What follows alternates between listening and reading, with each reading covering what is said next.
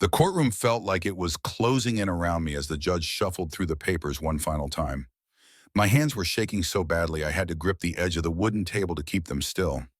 Across the aisle, Edward Ortiz sat with his expensive lawyer, that smug smile never leaving his face. He thought he had won. He thought he could steal the one thing that connected me to a family I never knew I had. But I wasn't that scared 16-year-old who had run from the orphanage anymore. I wasn't the kid with nowhere to turn who had stumbled onto this forgotten ranch 8 months ago. I had learned to fight for what mattered, and this place, these people, this life I had built from nothing, it all mattered more than anything I had ever known. The judge cleared his throat, and I felt my heart stop completely. This was it. Either I would walk out of here with the deed to the ranch that had become my home, or I would lose everything all over again. Just like I had lost everything when my parents died when I was 7, just like I had lost hope every time a potential family passed me over for someone younger, someone easier, someone who didn't carry the weight of abandonment in their eyes. Before we see how this ends, tell us where you're watching from and hype this video in the comments. This story changed my entire life, and I hope it changes yours too. But let me back up and tell you how I got to that courtroom. How I went from sleeping in bus stations to fighting for a legacy I never knew existed. It all started with a letter that arrived at Riverside Children's Home on a Tuesday morning in March, addressed to Daniel Castillo. That was me, though I had almost forgotten what it felt like to have mail with my name on it. I had been at Riverside for 9 years, ever since my parents died in that car accident. 9 years of watching other kids get adopted, of aging out of the cute phase that families wanted, of becoming the older kid that everyone walked past. I was 16 and 3 months away from being kicked out onto the streets with nothing but a garbage bag full of clothes and a head full of dreams that felt more impossible every day. Brenda Martin, the director, called me into her office that morning with a look I had never seen before. She was holding an official-looking envelope, the kind that usually meant bad news or government paperwork. But her expression was different, almost excited, like she was trying not to smile. She handed me the letter without saying a word. The return address read Benjamin Baker, attorney at law from some small town called Cedar Falls that I had never heard of. My first thought was that I was in trouble somehow, that maybe they had found out about the time I had snuck out to the library after hours, or when I had taken food from the kitchen to give to Amy Gonzalez when she was sick and not eating. But as I read the letter, my whole world shifted. Benjamin Baker was writing to inform me that my great-uncle, Kyle Baker, had passed away 6 months earlier and had left me his ranch in Cedar Falls. A ranch, land, a house, things I had never imagined owning, things that felt as foreign to me as flying to the moon. The letter explained that Kyle Baker had been my grandmother's brother, that he had spent years trying to track down any remaining family after he got sick. He had hired investigators, searched through records, done everything he could to find someone, anyone who shared his blood. And somehow, through all those searches, he had found me. I must have read that letter 20 times sitting in Brenda's office. She was talking to me, asking questions, but her voice sounded like it was coming from underwater. All I could think about was that somewhere out there, someone had been looking for me. Someone had cared enough to leave me everything they had, even though we had never met. The practical details were overwhelming. I would need to travel to Cedar Falls, meet with the lawyer, sign papers, see the property. But more than that, I would need to figure out what to do with a ranch when I had never even seen a cow up close, let alone taken care of one. Brenda helped me make the arrangements. She called Benjamin Baker's office, set up the meeting, even helped me figure out how to get to Cedar Falls on the Greyhound bus. She gave me some money from the emergency fund and packed me a bag with sandwiches and snacks for the journey. The night before I left, I lay in my narrow bed in the dormitory, listening to the familiar sounds of the other kids sleeping around me. Some were snoring, others were tossing and turning. A few were crying quietly into their pillows like they did every night. I had made those same sounds for years, but that night I felt different. I felt like I was already gone, already moving towards something I couldn't quite imagine. The bus ride to Cedar Falls took 14 hours with transfers. I watched the landscape change from city to suburbs to farmland, from concrete and glass to rolling hills and endless sky. I had never seen so much open space, so much green. It was beautiful and terrifying at the same time. Benjamin Baker met me at the tiny bus station in Cedar Falls. He was older than I had expected, maybe 60, with kind eyes and calloused hands that spoke of work beyond pushing papers around a desk. He shook my hand firmly and looked me straight in the eye when he introduced himself. We drove through the small downtown area, past a diner called Kelly's Kitchen, a feed store, a post office, and not much else. The whole town felt like something from a movie, the kind of place where everyone knew everyone else's business and newcomers stood out like sore thumbs. The ranch was 15 minutes outside of town, down a dirt road that wound through pastures and past other farms. When we pulled up to the gate, I saw the name Baker carved into a wooden sign that had seen better days. My name, or at least part of it. The name of family I had never known existed. The house was small but solid, built from stone and wood that had weathered decades of storms. There was a front porch with a swing, windows that looked out over fields that stretched to the horizon, and a red barn that stood like a monument to work and purpose. It was nothing like the group homes and institutions I had known, nothing like the cramped spaces and shared everything that had been my world for 9 years. Benjamin walked me through the house, explaining what Kyle had left behind. Furniture, books, photographs of people I might have been related to but would never know.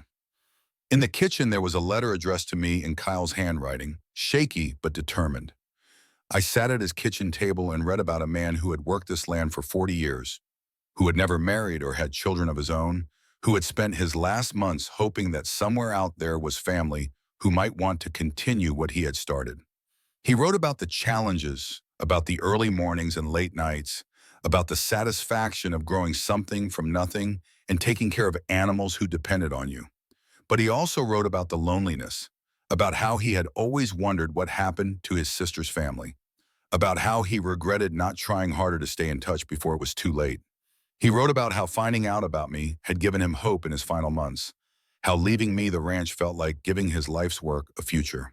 The letter ended with advice about the cattle, about which neighbors could be trusted, about where to find help when I needed it. But the last paragraph was what broke me completely. He wrote that he hoped I would find what he had found on this land, peace and purpose and a place to call home. He wrote that family wasn't just about blood. It was about choosing to care for something bigger than yourself. I cried reading that letter, cried harder than I had since my parents died. Not just from sadness, but from something I had never felt before. Gratitude, connection, the overwhelming realization that someone had thought about me, had wanted good things for me, had believed I was worth leaving a legacy to. Benjamin explained the practical details while I tried to pull myself together. The ranch was mine, free and clear, but there were ongoing expenses, taxes, maintenance costs. There were 30 head of cattle that needed daily care, fields that needed to be managed, equipment that needed to be maintained. It was a business, not just a house, and if I wanted to keep it, I would need to learn how to run it. He also explained that I wasn't the only one with an interest in the property. Edward Ortiz, a distant cousin of Kyle's, had been contesting the will. He claimed that Kyle had been mentally incompetent when he changed his will, that leaving everything to a great nephew he had never met was proof of diminished capacity. Edward wanted the ranch for himself, and he had lawyers and money to fight for it. The legal battle could take months, maybe years. In the meantime, I could live on the property and try to keep it running, but nothing was guaranteed. I could put my heart and soul into this place and still lose it all if the court decided in Edward's favor. Standing on that front porch, looking out over the land that might or might not be mine, I had to make a choice. I could go back to Riverside, finish out my time there, age out into whatever uncertain future waited for me in the city. Or I could stay and fight for something I had never expected to have, something that connected me to family and purpose and a life I had never imagined possible. The choice wasn't really a choice at all. I had spent 16 years with nothing to call my own, nothing to fight for except survival. This ranch, this legacy, this connection to Kyle Baker and the family I had never known, it was worth fighting for. Even if I lost, even if Edward and his lawyers took it all away, at least I would have tried. At least I would have had something to care about besides just getting through another day. I called Brenda that night and told her I wasn't coming back. She argued with me, worried about my education, about my future, about what would happen if I couldn't make the ranch work. But she also understood. She had seen too many kids age out with nothing, had watched too many of us disappear into lives of struggle and uncertainty. At least this way, I had a chance at something better. The first few weeks were brutal. I had never taken care of animals before, never worked land, never been responsible for anything more complex than keeping my corner of the dormitory clean. The cattle seemed to sense my inexperience and took advantage of it, breaking through fences, refusing to come when called, generally making my life as difficult as possible. The equipment was old and temperamental. The tractor broke down 3 times in my first week, and I had to learn how to fix it by watching YouTube videos on the ancient computer in Kyle's office. The fence posts were rotting, the barn roof leaked, and the water pump for the cattle tanks made ominous grinding noises that suggested expensive repairs in my near future. But the hardest part wasn't the work, it was the isolation. Cedar Falls was a small town where everyone knew everyone else's business, and I was the outsider who had inherited property that some people thought should have gone to Edward. I got stares at the feed store, whispers at the post office, the kind of polite but distant treatment that made it clear I wasn't welcome yet. The only person who seemed genuinely glad to have me around was Christina Myers, who ran Kelly's Kitchen. She was maybe 40, with graying hair and laugh lines around her eyes, and she made the best coffee I had ever tasted. She would let me sit in the corner booth for hours, nursing a single cup and trying to figure out how to keep the ranch running. Christina was the one who told me about Nicholas Hall, a rancher whose property bordered Kyle's on the east side. She said he was a good man, someone who had respected Kyle and might be willing to help me learn what I needed to know. She also warned me that he was gruff and didn't suffer fools gladly, but that if he decided to help me, I would be lucky to have his guidance. I worked up the courage to visit Nicholas after a particularly bad day when I had lost 3 cattle through a gap in the fence I hadn't noticed. I found him in his barn, working on a piece of equipment that looked like it had been built during the Depression. He was maybe 50, weathered and strong, with hands that spoke of decades of hard work. He looked me up and down when I introduced myself, taking in my soft hands and city clothes and general air of having no idea what I was doing. I expected him to dismiss me, to send me away with some polite excuse about being too busy to help. Instead, he asked me a single question that changed everything. He asked me why I wanted to keep the ranch. Not whether I thought I could do it, not what my plans were, but why it mattered to me. I told him about Kyle's letter, about never having family before, about feeling connected to something bigger than myself for the first time in my life. I told him I didn't know if I could succeed, but I knew I had to try. Nicholas studied me for a long moment, then nodded slowly. He said Kyle had been a good neighbor and a good man, and that he would have wanted someone to help me learn what I needed to know. He offered to teach me the basics of cattle management, to help me understand the rhythms of ranch life, to share the knowledge that Kyle should have been able to pass on himself. The education Nicholas gave me over the next few months was worth more than any college degree. He taught me how to read the weather, how to know when cattle were sick, how to fix equipment with whatever materials were on hand. He showed me how to manage pastures, when to move cattle to fresh grass, how to prepare for winter and drought and all the challenges that nature could throw at a rancher. But more than the practical skills, Nicholas taught me about the community I was trying to join.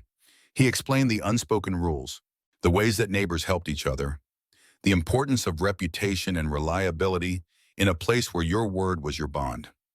He introduced me to other ranchers, vouched for me when I needed supplies or services, slowly helped me earn the acceptance I couldn't have gained on my own. The work was hard, harder than anything I had ever done, but it was also satisfying in ways I had never experienced. When I successfully treated a sick calf and watched it recover, when I fixed a section of fence that held through a storm, when I managed to bring all the cattle in safely before a blizzard, I felt a sense of accomplishment that was completely new to me. I was also learning about Kyle through the things he had left behind. In his office, I found journals going back decades, records of cattle sales and weather patterns, and the daily observations of a man who had loved this land deeply. I found photographs of the ranch in different seasons, pictures of cattle and horses, and the gradual improvements Kyle had made over the years. In one of the journals, I found entries about his search for family. He had hired investigators, searched through genealogy websites, spent thousands of dollars trying to track down any relatives who might want to continue his legacy. Reading those entries, I realized how much finding me had meant to him, how much hope he had invested in the idea that his life's work would continue after he was gone. But Edward Ortiz wasn't giving up his challenge to the will. His lawyers filed motion after motion, questioning Kyle's mental state, demanding medical records, trying to prove that leaving the ranch to a great nephew he had never met was evidence of incompetence. Benjamin Baker fought back, but he was a small-town lawyer going up against a firm from the city with resources and experience in contested inheritance cases. The legal fees were mounting, eating into the small savings account Kyle had left me. I was working 18-hour days trying to keep the ranch profitable while also dealing with depositions and court filings and the constant stress of knowing that everything could be taken away at any moment. The breaking point came in late fall when Edward's lawyers demanded that I submit to a psychological evaluation. They wanted to prove that I was an unfit heir, that Kyle's decision to leave everything to someone with my background was evidence of his diminished capacity.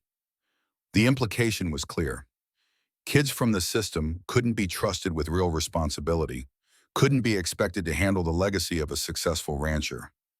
I almost gave up then, almost packed my few belongings and headed back to the city, back to the uncertainty and struggle that had been my life before Kyle's letter arrived. The fight seemed impossible, the odds stacked too heavily against me. What did I know about running a ranch, about being part of a community, about honoring someone else's legacy? But that night, sitting in Kyle's kitchen reading his journals, I found an entry from his first year on the ranch. He had been young then, too, overwhelmed by the responsibility, unsure if he could make it work. He wrote about wanting to quit, about feeling like he was in over his head, about wondering if he was strong enough for the life he had chosen. But he also wrote about the moment he decided to stay, to fight for what he was building. He wrote that courage wasn't about not being afraid. It was about being afraid and choosing to act anyway. He wrote that the ranch had taught him who he was, had given him purpose and identity, and a reason to get up every morning. Reading those words, I realized that Kyle had left me more than just property. He had left me an example of how to fight for what mattered, how to build something meaningful from nothing, how to find family and belonging in unexpected places. I wasn't going to let Edward and his lawyers take that away without a fight. I threw myself into preparing for the court case with the same determination I had brought to learning ranch work. I organized Kyle's records, documented every improvement he had made to the property, gathered evidence of his mental competence right up until his death. I interviewed neighbors who had known him, collected testimonials about his character, and his clear thinking about the future of his ranch. Benjamin was impressed by my thoroughness, but he was also honest about our chances. Edward had money and connections, and the law often favored blood relatives over distant family members. The fact that Kyle and I had never met worked against us, making his decisions seem impulsive rather than carefully considered. But we had one advantage that Edward's lawyers hadn't expected. The community that had slowly accepted me over the months was willing to stand up for me in court. Nicholas Hall testified about my dedication to learning ranch work, about my respect for Kyle's legacy, about my commitment to being a good neighbor. Christina Meyer spoke about my character, about how I had earned the trust of people who didn't give it easily. Other neighbors came forward with stories about Kyle's clear thinking in his final months, about conversations where he had spoken proudly about finding family, about his excitement at the prospect of his ranch continuing after his death. They painted a picture of a man who had made a deliberate, thoughtful decision about his legacy, not the confused ramblings of someone with diminished capacity. The psychological evaluation that Edward's lawyers had demanded actually worked in our favor. The psychologist found me to be mature beyond my years, resilient, and highly motivated to succeed. She testified that my background in the foster care system had actually prepared me well for the challenges of ranch life, that I had developed independence and determination that served me well in difficult situations. But the most powerful testimony came from an unexpected source. Andrea Morris was a social worker who had worked at Riverside Children's Home during my time there. She had driven to Cedar Falls on her own time to testify about my character, about my work ethic, about the way I had helped younger kids and taken on responsibilities beyond what was expected of me. She told the court about the night I had stayed up all night and with a sick child when the staff was shorthanded, about how I had tutored struggling students, about the way I had always looked out for others even when I had nothing myself. She painted a picture of someone who had always taken care of what was entrusted to him, someone who understood the value of responsibility and commitment. Edward's testimony was everything I had expected and worse. He portrayed me as an opportunist who had manipulated a lonely old man, someone with no real connection to the family or understanding of ranch life. He talked about his own relationship with Kyle, about growing up hearing stories about the ranch, about his plans to modernize and expand the operation. But under cross-examination, Benjamin exposed the flaws in Edward's case.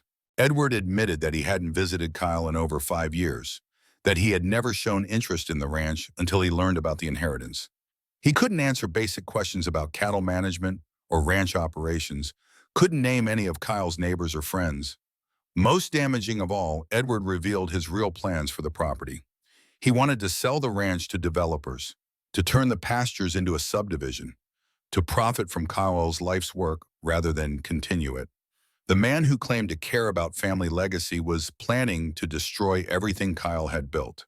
The judge took 2 weeks to make his decision, 2 weeks during which I continued the daily work of ranch life while trying not to think about the possibility of losing everything. I fed cattle, repaired fences, maintained equipment, all while knowing that none of it might matter if the court ruled against me. Nicholas and Christina and the other neighbors who had become my friends tried to keep my spirits up, but I could see the worry in their eyes. They had invested in me, had welcomed me into their community, and they were as anxious as I was about the outcome. The day of the ruling, the small courtroom was packed with people from Cedar Falls.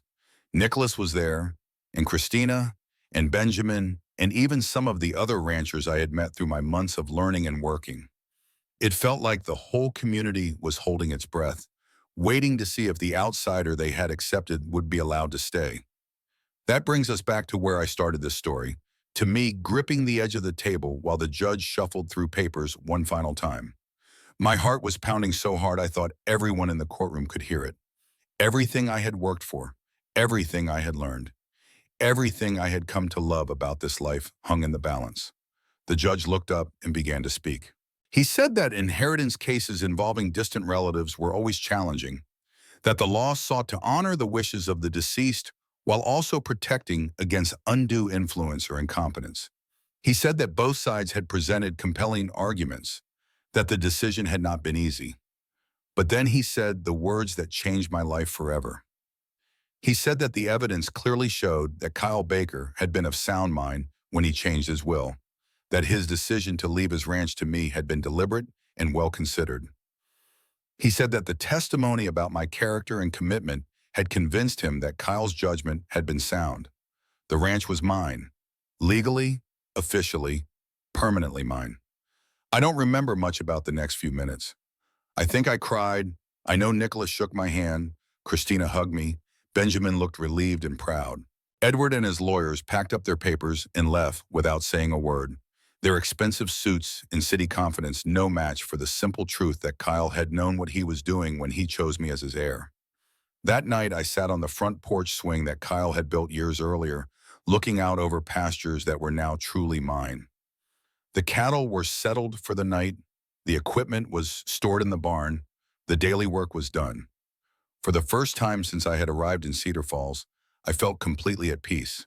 I thought about the journey that had brought me to this moment, from the scared 16-year-old who had run from the orphanage with nowhere to turn, to the young man who had just successfully defended his right to continue a family legacy.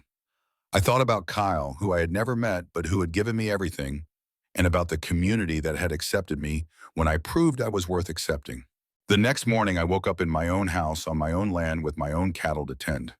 The sun was rising over fields that stretched to the horizon, painting everything golden and new.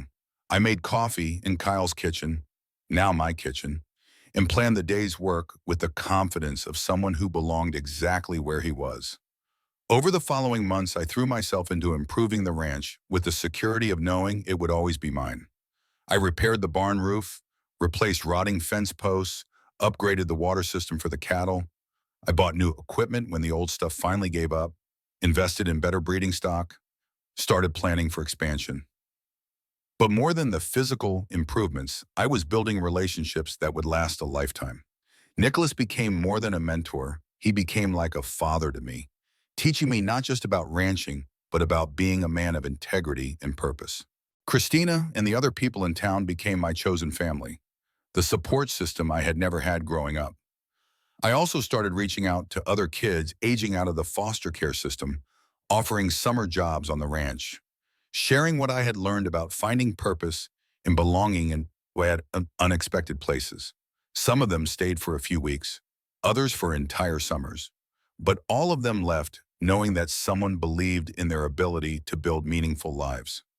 One young woman, Kelly Morgan, came to work for me the summer after the court case was settled. She was 18, ding out of the system like I had, with the same wariness and determination I recognized from my own experience. She had a natural talent for working with animals and a work ethic that impressed even Nicholas. Kelly decided to stay past the summer to learn ranch management with the goal of eventually running her own operation. I helped her enroll in agricultural courses at the community college, taught her everything I had learned from Nicholas and my own experience. Watching her confidence grow, seeing her find her own sense of purpose and belonging, reminded me of how far I had come since that first day in Cedar Falls. 2 years after the court case, I received a letter that brought everything full circle. It was from Amy Gonzalez, who had been one of the younger kids at Riverside when I left. She was 16 now, aging out herself, and she had heard about my ranch through the network of former foster kids who kept in touch with each other. She wrote that she had always remembered how I had taken care of the younger children, how I had shared food when she was sick, how I had made the dormitory feel a little less lonely. She asked if there might be a place for her on the ranch, a chance to learn and work and maybe find the same kind of belonging I had discovered. I wrote back the same day, inviting her to come to Cedar Falls to see if ranch life suited her the way it had suited me. When she arrived on the Greyhound bus, nervous and hopeful, and carrying everything she owned in a single bag, I saw myself 2 years earlier. But I also saw the difference that security and belonging had made in my life, the confidence that came from knowing where I fit in the world. Amy took to ranch work like she had been born to it. She had a gentleness with the animals that complemented Kelly's efficiency and a determination to learn that reminded me why Kyle had taken a chance on me. Within months, she was talking about agricultural college, about maybe starting her own ranch someday, about the future with the kind of hope I had never heard in her voice at Riverside. 3 years after that first letter from Benjamin Baker, I stood in the same courthouse where I had fought for my inheritance, but this time I was there for a celebration. Kelly had just signed the papers to buy a small ranch of her own, with me co-signing the loan and Nicholas providing guidance on the business plan. Amy was graduating from high school with a scholarship to study agricultural science, planning to come back and help expand our operation. Looking around that courtroom, I saw the family I had built from nothing. Nicholas, who had taught me that strength came from helping others succeed. Christina, who had shown me that community was built one conversation at a time. Benjamin, who had fought for my rights when I couldn't fight for myself. Kelly and Amy, who represented the future I was helping to create for kids like us. But I also felt the presence of Kyle Baker, the great uncle I had never met who had started this whole journey with his faith in family and his belief that legacy was about more than blood. He had given me more than land and cattle and a house. He had given me the chance to become the person I was meant to be, to find my purpose in taking care of something bigger than myself. The ranch that had once seemed impossible to manage was now thriving. We had expanded the herd, improved the pastures, built new facilities that would serve us for decades to come. But more important than the business success was the sense of continuity, the knowledge that Kyle's legacy was not just being preserved, but extended into a future he could never have imagined. I had also reconnected with some of my history through Kyle's family records. I found photographs of my grandmother as a young woman, letters between her and Kyle that painted a picture of siblings who had cared deeply for each other. I learned about my great-grandparents, about the family traditions and values that had somehow survived to influence my own life, even though I had never known they existed. But the most meaningful discovery was Kyle's final journal entry, written just days before he died. He wrote about his hopes for me, about his belief that someone who had overcome the challenges I had faced would have the strength and determination to honor his legacy. He wrote that he wasn't leaving his ranch to a stranger, but to family, to someone who would understand the value of what he had built because they had never taken anything for granted. He ended that entry with words that I keep framed in my office now. Family isn't about blood, it's about choosing to care for something bigger than yourself. Daniel will understand that because he's already been doing it his whole life. Reading those words, I finally understood what Kyle had seen in me, what had made him choose a great nephew he had never met over relatives who had known him all their lives. He had recognized something in my story, some quality that convinced him I would not just preserve his legacy but extend it, would not just inherit his ranch but transform it into something even better. The legal battle with Edward had been about more than just property rights. It had been about different visions of what family meant, different ideas about legacy and responsibility, and the obligations we have to those who come after us. Edward had seen the ranch as an asset to be liquidated, a windfall to be cashed in. I had seen it as a trust to be honored, a foundation on which to build something lasting. Now, 5 years after that first letter arrived at Riverside Children's Home, I wake up every morning in a house filled with the sounds of family. Kelly lives in the renovated apartment above the barn. Amy has her own room in the main house while she finishes college. And Nicholas stops by for coffee most mornings to plan the day's work and share the kind of wisdom that only comes from decades of experience. We've added 2 more young people from the foster care system to our operation, both of them learning the skills and values that will serve them whether they stay in ranching or move on to other careers. The ranch has become what Kyle always hoped it would be, not just a business, but a place where people can discover their potential and find their place in the world. The community that was once suspicious of the outsider who inherited Kyle's ranch now sees us as an integral part of Cedar Falls. We sponsor scholarships for local students, donate beef to the food bank, participate in the county fair, and the annual cattle drive that brings ranchers together from across the region. We've earned our place not through inheritance, but through contribution, not through blood, but through commitment. I've also started speaking at foster care facilities and youth organizations, sharing my story with kids who are facing the same uncertainty and fear I once knew. I tell them that family can be found in unexpected places, that purpose can emerge from the most unlikely circumstances, that the skills they've developed in surviving difficult situations are actually preparation for building extraordinary lives. The response to these talks has been overwhelming. I receive letters from young people who say my story has given them hope, who see possibilities they never imagined before. Some of them come to visit the ranch to see for themselves that the life I describe is real and achievable. A few have stayed to work and learn, adding their own dreams and energy to the legacy Kyle started. But perhaps the most meaningful validation of what we've built came last year, when Edward Ortiz contacted Benjamin Baker with an unexpected request. He wanted to visit the ranch to see what I had done with the property he had tried so hard to claim. He had heard about our success, about the way we were using the ranch to help other young people, and he wanted to understand what Kyle had seen in me. The visit was awkward at first. Edward clearly expected to find evidence that he had been right, that I was unfit to inherit Kyle's legacy, that the ranch would have been better off in his hands. Instead, he found a thriving operation, a close-knit community, and a clear vision for the future that honored everything Kyle had valued.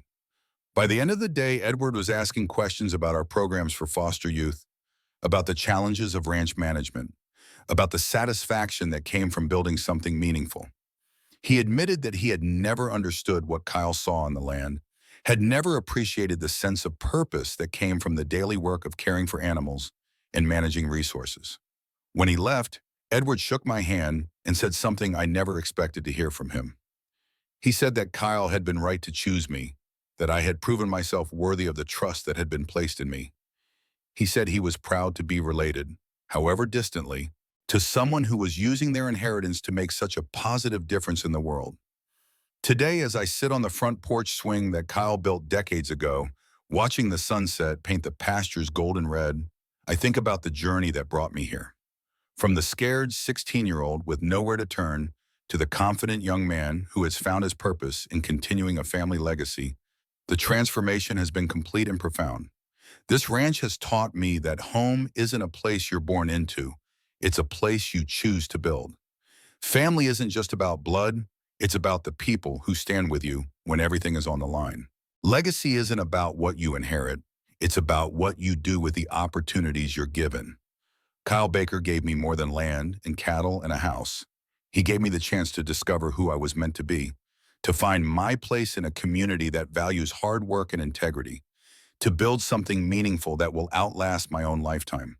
But most importantly, he showed me that even when you feel completely alone, there might be someone out there who cares about your future, who believes in your potential, who is willing to invest in your dreams.